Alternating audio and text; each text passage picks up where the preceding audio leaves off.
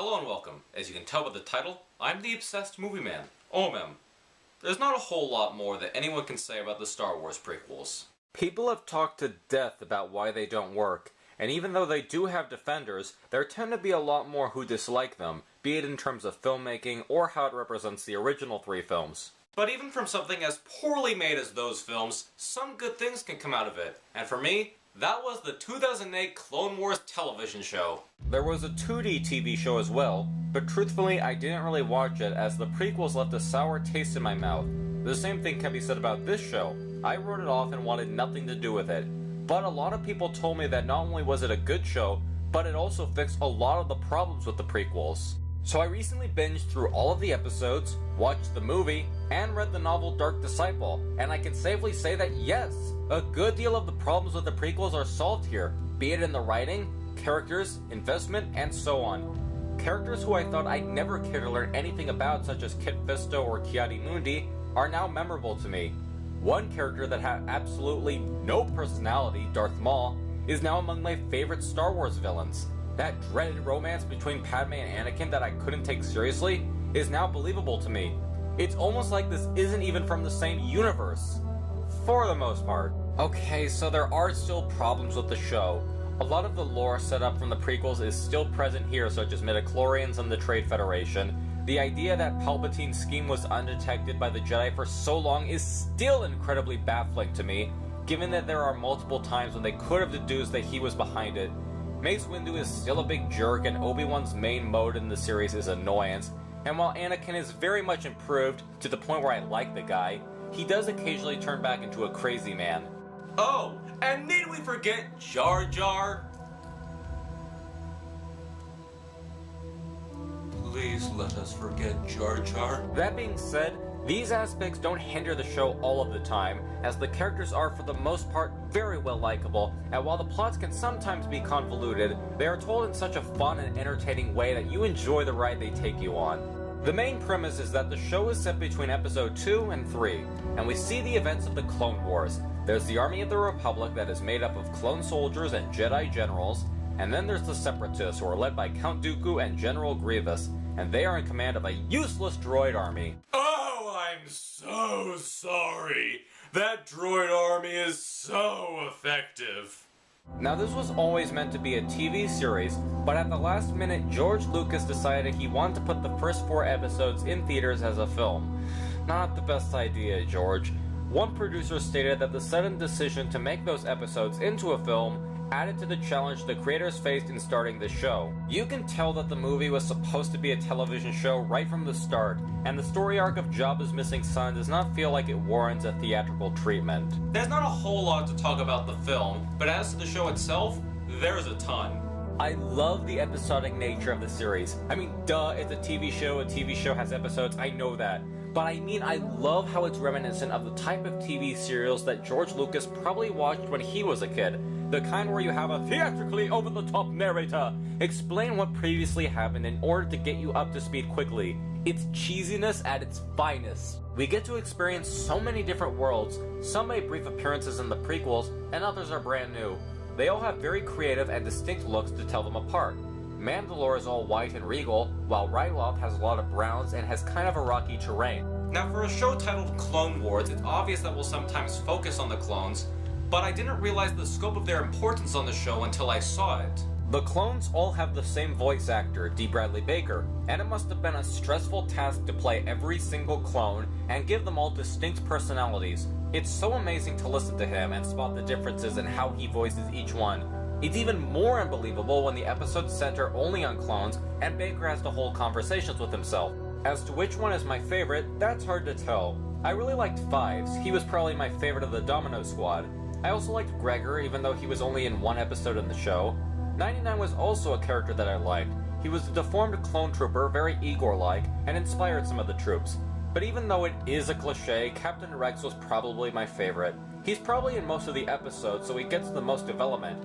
He talks about following orders, but from time to time learns to break them by learning from Anakin. Speaking of that vile sand hater, Anakin is a character that I can now say that I like. Man, I never thought I'd say that.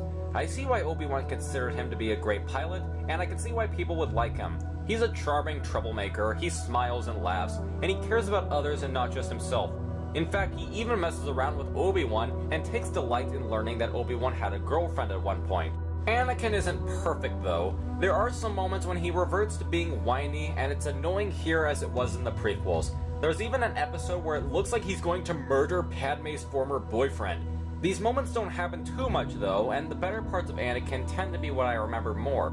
In this show, a new addition is Anakin having an apprentice, Ahsoka Tano. Ahsoka is feisty, impatient, clever, kind-hearted, marketable, and many more things. Okay, she does start off a bit annoying too, but matures throughout the series. The character became popular to the point where she's been at Disneyland, has appeared in Rebels, and now has her own book.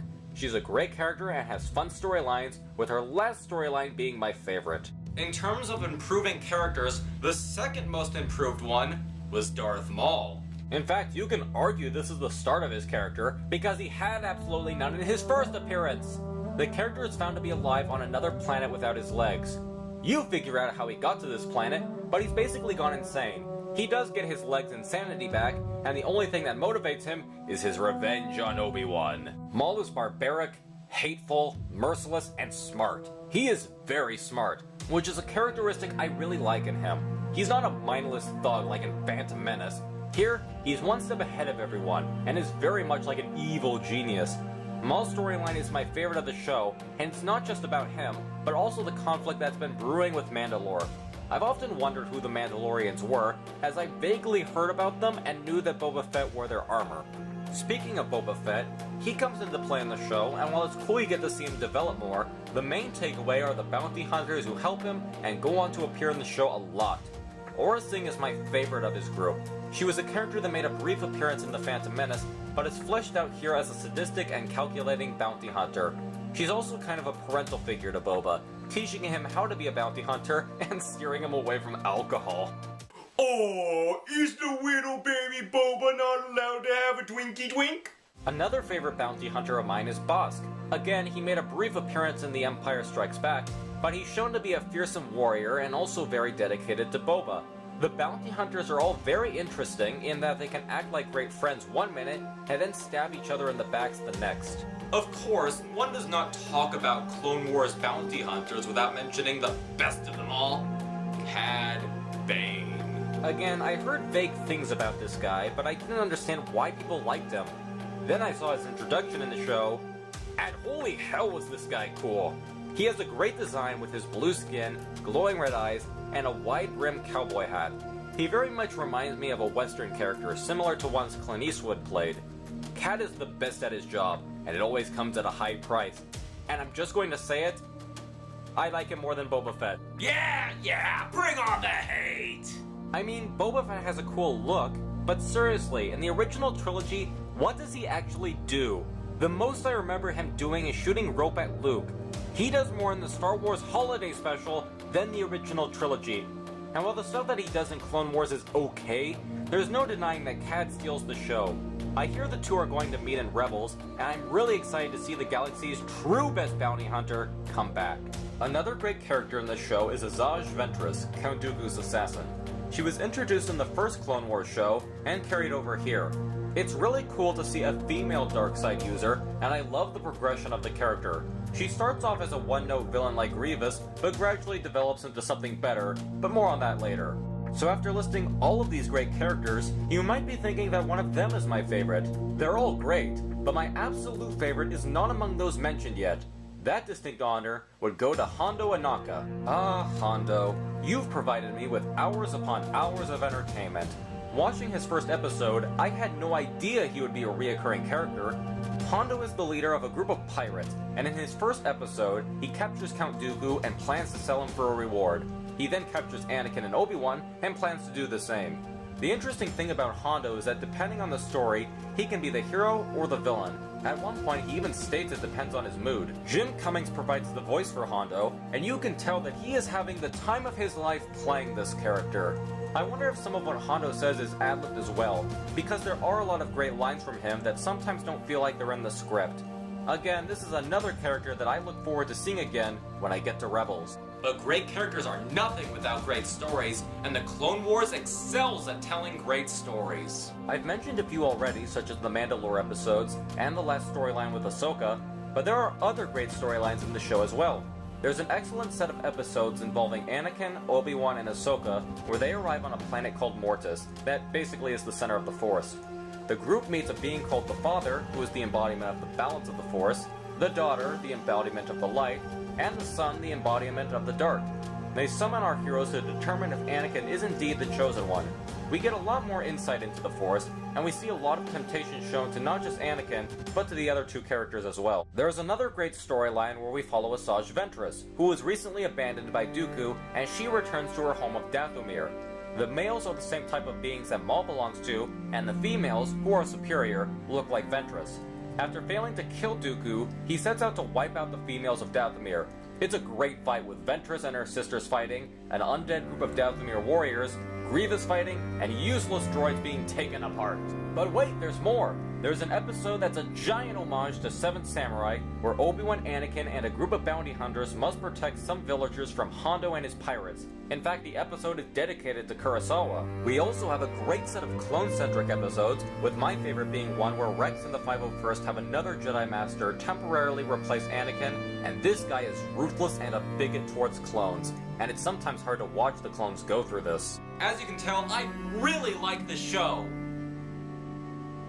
But there are still problems with it. One of the major problems with the show is that most of the episodes are, for some reason, out of order. I have never heard of a show doing that, and I fail to understand the point of it.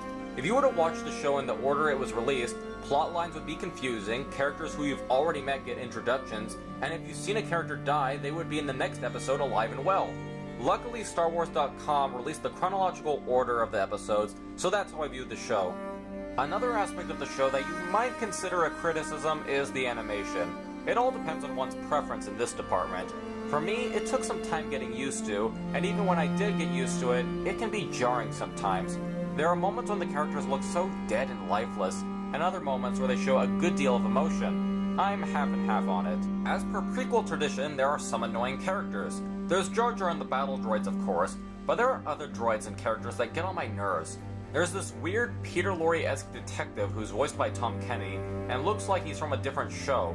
And there's also some sort of Nazi mad scientist type alien who feels really out of place and is pretty obnoxious. There are a lot of political talks in the show, and sometimes episodes are devoted entirely to the political stuff. It's easier to understand than the films, but I can see kids getting bored of it pretty fast. The show isn't perfect and does have flaws, but does it fix a lot of the problems with the prequels? Hell yeah, it does! The problems are very apparent with the show, with some of the bad aspects of the prequels being there, but the stuff that the creators got right greatly outweigh the negative stuff. These characters that I despised before are very likable. One of the most disappointing Star Wars villains is now among my favorites. I became invested in the worlds of the prequels and cared about the conflicts that were in those worlds. If you want to see the prequels done right, let the Force guide you to Star Wars: The Clone Wars. And if you have finished the show and wish that there was an additional season like there was going to be, there are some episodes you can find online, though they're not finished. There's also the Dark Disciple book, which is a great send-off to Asajj Ventress' story. Definitely worth a read. Thanks, this is an O.M.M review. This is O.M.M, signing out.